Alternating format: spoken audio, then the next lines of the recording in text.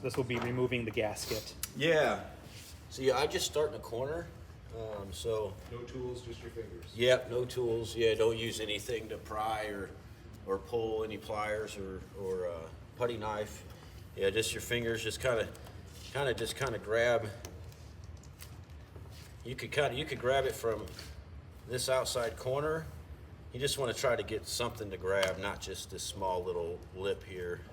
But yeah, just kind of just grab it. Once you get it lifted out of the corner, you just simply just pull up across, and then I'll show you what ultimately how it's getting attached in there.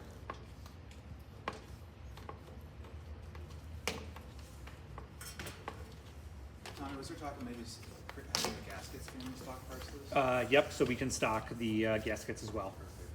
So And those are small parts that we can potentially just have here. So yeah, so we have the dart. This is called the dart of the gasket, and that's what goes into the gasket retainer plastic. So it's just a push fit. This kind of has a lip on it, so to reapply it, you kind of just do the same thing.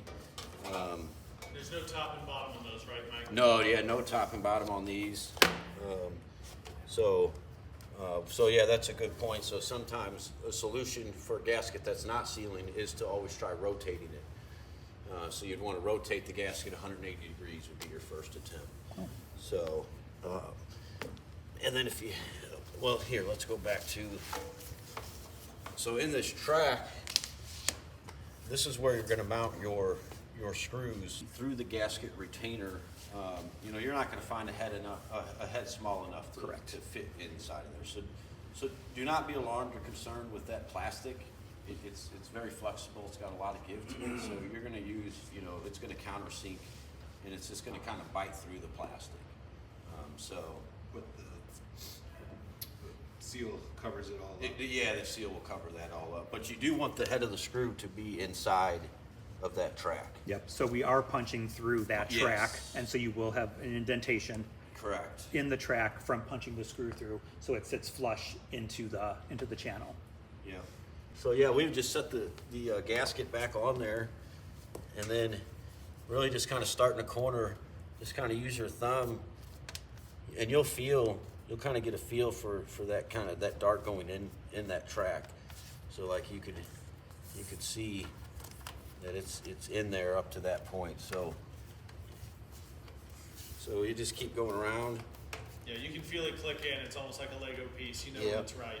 Like it's very intuitive. It's got kind of a little click to it if you listen for it too.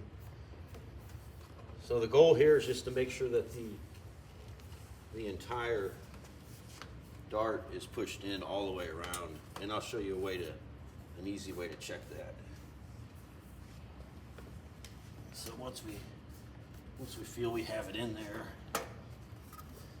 if you kind of look at the door, so if you kind of start to pull this lip apart, you could see that it's pretty much attached. If you had a piece that wasn't attached, it's obviously going to be kind of bowing out a little bit, but that's not always super clear.